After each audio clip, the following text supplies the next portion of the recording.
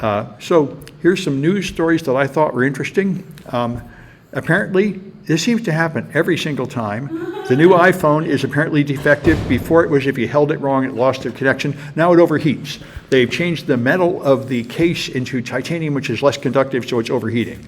So I'm glad I didn't get it. Anyway, and this one was amazing. And I just talked about a lot on the Paul Security podcast. So this is a new vulnerability like Spectre and Meltdown. Now, Spectre and Meltdown were flaws inside the processors so that confidential information leaks out. And this one is in all the GPUs. The GPUs, when they render an image, they compress it to make performance better. And somehow on a web page, you can have a page in an iframe can read data from the page outside the iframe. So you can violate the same origin policy, and you can read pixels from the other part of the page that is not supposed to be under your control. And they were able to show, these are the pictures. Here's the picture, and they were able to suck it from an AMD or an Intel iframe in like a half hour to an hour of just processing. They get the pixels one by one by deducing the pixel from the compression done in the image. Something about the GPU compression, some information about that leaks. And so this is probably a hardware flaw, and nobody is yet even talking about how to fix it or when they'll be able to fix it. So we'll see what happens, but this is the first major version of this attack, and there will probably be more versions of it coming up, and we'll find out how bad it really is, and there'll have to be some kind of patches. But anyway, it's a significant hardware flaw. And the CISA, the government agency that handles cybersecurity, is going to have to shut down next week, just like most government agencies will, unless they actually pass a budget, which looks like that's not in the cards. Microsoft has a lot of new security features in Windows 11, and the one that I thought was very interesting is getting rid of passwords. Now, they've been talking about this for years, and now they're moving forward slowly, and so they have talked about, now you got passkeys, and the passkeys are using FIDO2, so the idea is you will use face recognition or something on your phone, and it will then send a signal to your browser, which will log in, and your computer, which will log in. So even your login screen, no password, all your websites, no password, just everything doing facial recognition on your phone, or a few other techniques, which will probably be a lot better. Because as we all know, passwords are crazy, you keep forgetting them, you have to reset them, they drive us all nuts, and they aren't very secure. People keep getting in. So Patreon, I'm a Patreon supporter of some places. I suppose most people are. Apparently Patreon just changed their privacy policy, and in 2 weeks they're going to publicly announce to everybody you support on Patreon for their whole user base. Why they would do that, I don't know. This seems like a terrible idea. Probably a lot of people, this shouldn't be public information, not by default. Whose business is it? So that's interesting. Hopefully there'll be enough of a scandal to get them to not do that. This is probably even illegal. I mean, this is what Facebook kept doing. You would put stuff up, and they would promise to keep it private, and then they would just make it public. And I mean, that when you sign up for it, I didn't agree for it to be public. You can't change your mind and make it public later, not without asking me. Anyway, so we now have hardware bill of materials. We've had software bill of materials requirements for a while. Now they're making a hardware bill of materials, and this is the big issue. The software bill of materials is because all the libraries your software uses might have a vulnerable one, and you need to know what version of everything are you using so it can be audited and decide if you're using a vulnerable version of software. And now, because of the fight with China, they want to know what the hardware in your device is and where it came from, because a lot of Chinese devices are now blocked. And this used to be a theoretical attack, and it was amplified by Bloomberg a few years ago. Bloomberg reported that China was putting secret hidden chips in the iPhones that were spying on you. And everybody freaked out and said, Apple said, this is not true. Everybody said it's not true. They said, no evidence of this. They made it up. And Bloomberg just totally made it up. And they said they would have an investigation to decide if it was true, and they just never did that. And it turned out that article was written by a guy that has done this many times. Make up fake stories about China doing bad things they didn't do. He's like a conspiracy theorist type. And Bloomberg just goes along with it because they seem to feel some kind of desire to stoke up a war with China.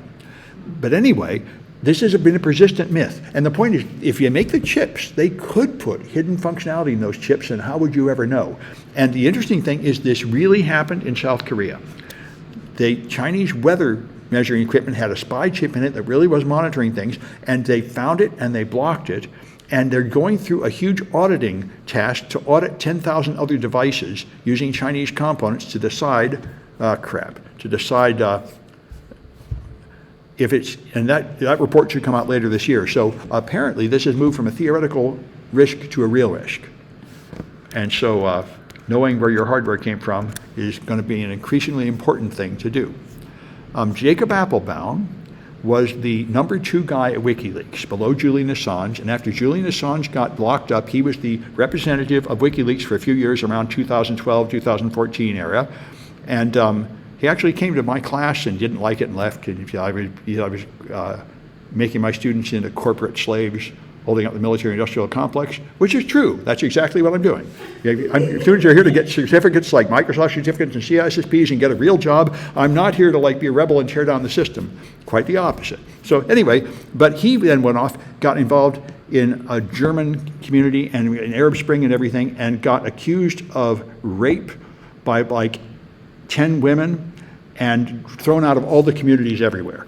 He was thrown out of, he was involved in the Noisebreak hacker space in San Francisco and many other places. Everybody drummed him out. In the early days of like the Me Too movement, he was one of the major sex criminals where everybody just threw him out of every group, although nobody ever went to trial and convicted him of anything, but they investigated and they thought the allegations were credible enough that he got drummed out of everything. So he moved on and got a PhD, and he claims he's now, I think, somewhere in Europe, getting his PhD, and what he's doing for his PhD is he's claiming to look at the rest of the Snowden documents. He says only 1% of the Snowden documents were ever released, and he has access to them all, which is possibly true because he was in thick with WikiLeaks, and so he claims there's a lot more information in the Snowden documents, although it's pretty much what we all kind of knew. The government is spying on everything. They're spying on other countries. They've infiltrated the lawful intercept. They claim that the NSA has infiltrated the lawful intercept systems in China and in European countries, which is kind of what we knew. So none of it is terribly earth-shaking, but anyway, he claims to have more information, and it's kind of interesting to read about. I also sort of wondered what happened to him. He was a big shot in San Francisco, big around here, and then when he fell, it was a huge scandal, like all the other Me Too scandals, and he just sort of vanished. And so I guess he went to Europe, the Netherlands. And so this caught my attention because I'm going to be a Kubernetes administrator in a couple weeks of one of my consulting gigs. And so I've been taking the Amazon course in Kubernetes, which I've added to the class for extra credit. You want to do that? It's a very good thing to learn. And now they had a big thing about how to update your Kubernetes. And I said, man, what a mess.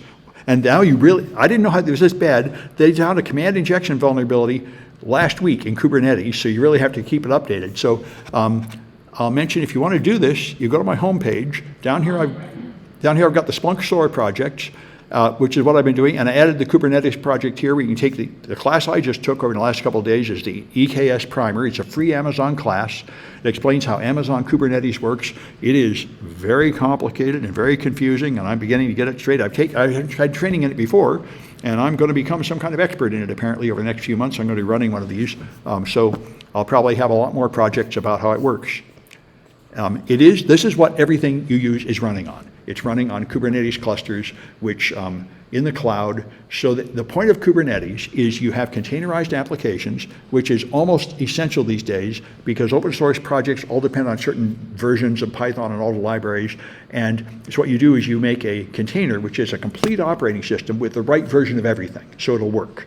And then you put up a server doing something like a web server, database server, and then if you get more requests, it just expands. Amazon has other servers watching over the first server, so it measures the load, and if the load gets too high, it clones it and makes more copies of it, so you're running more servers.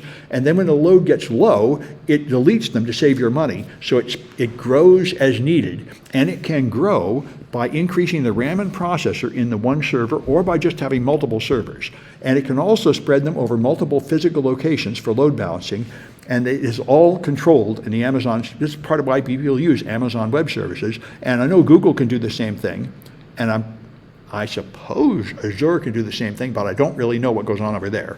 But anyway, this is what everything you use on the web is doing. They're all running in these Kubernetes clusters that are growing and shrinking and everything. This is how the big guys make big services to handle a lot of requests.